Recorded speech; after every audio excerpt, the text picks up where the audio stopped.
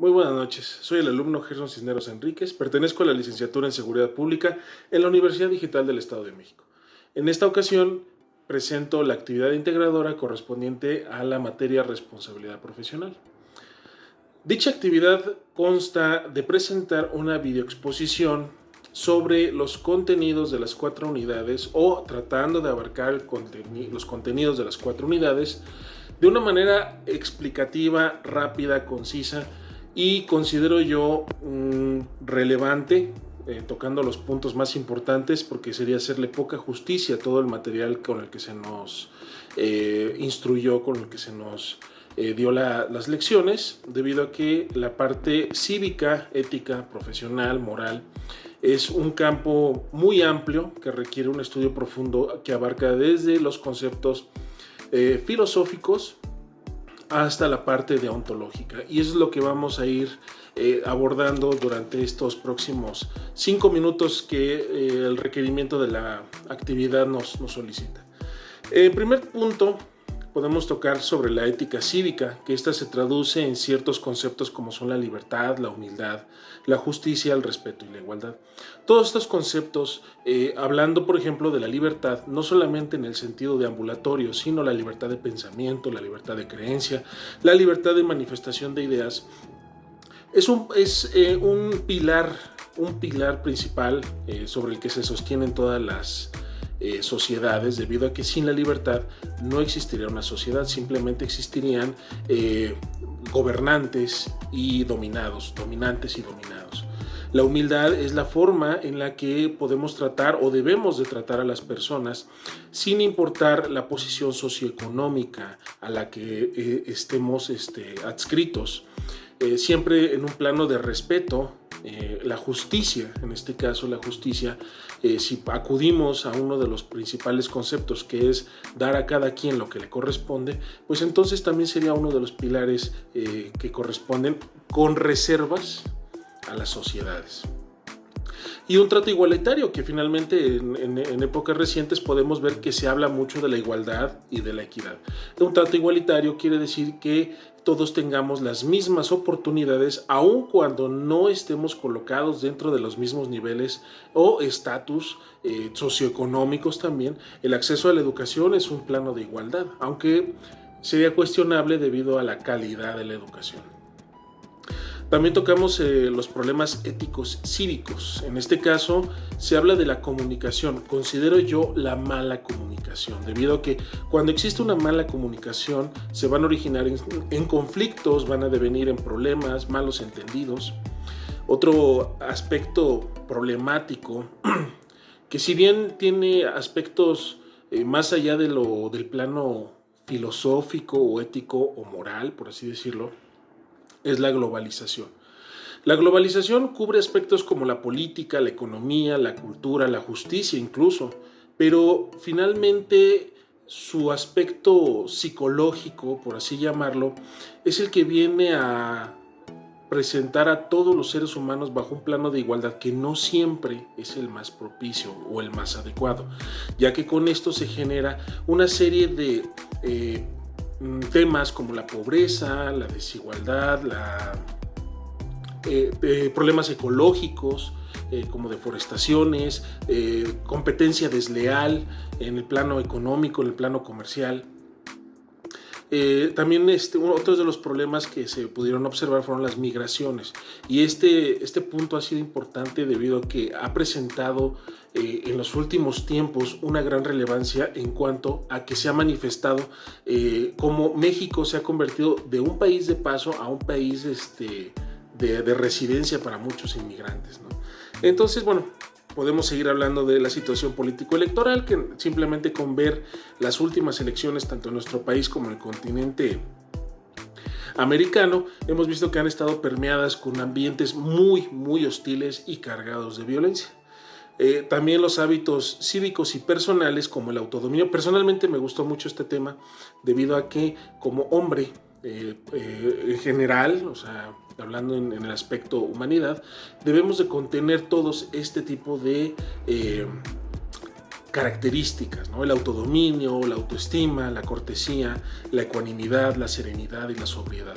Y sobre todo una persona que se dedique a las actividades de seguridad pública, por el hecho de tener contacto con personas que se encuentran cometiendo delitos o faltas administrativas, pues bueno, puede llevarlo a un plano en el cual sus tripas sean las que gobiernen sus acciones, ¿no? Entonces, una persona con un equilibrio como la ecuanimidad, la serenidad, la sobriedad, el autodominio, pues va a lograr muchas cosas en el plano de la seguridad pública.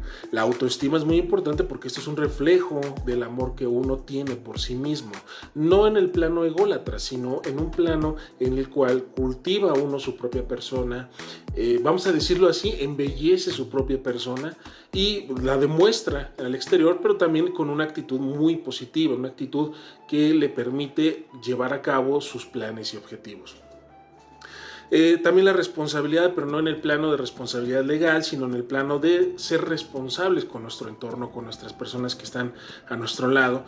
Por ejemplo, la puntualidad, considerando que el tiempo es un recurso que no es renovable, que no se nos puede reembolsar y que constantemente nos volteamos hacia atrás y decimos cómo es que pasó el tiempo tan rápido.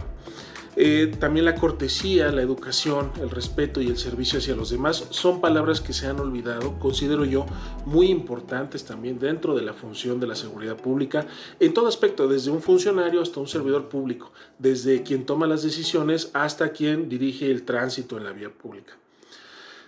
Justicia y equidad, un tema también muy amplio, debido a que de entrada la justicia tiene muchísimos conceptos que son acordes a la temporalidad, a las condiciones socioeconómicas e incluso religiosas dentro de las que vivieron cada uno de los pensadores que se atrevieron y que tuvieron la capacidad de dar un concepto de justicia.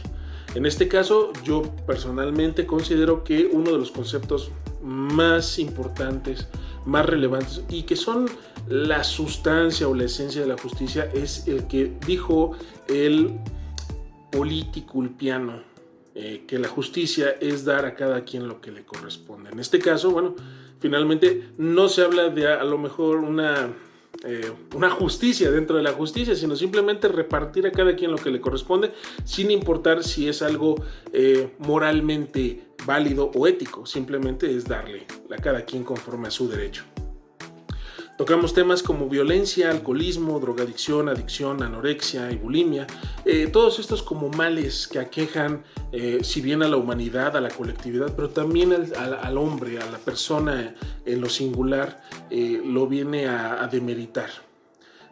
También no puedo terminar el video sin hablar de la deontología profesional, que es el conjunto de principios y reglas éticas que regulan y guían una actividad profesional. Importantísimo el tema en materia de los cuerpos de policía, debido a que el policía debe de contar, por lo mismo de que es una actividad profesional, debe de contar con un código deontológico. Posiblemente ya existan en algunas corporaciones, pero por lo general no es una materia a la que se le dé importancia, no es una materia a la que se le dé la seriedad y sobre todo el seguimiento para que el policía crezca tanto en lo profesional como en lo personal, como con una deontología, con una ética profesional, que no nada más considero nos guiamos por la legalidad.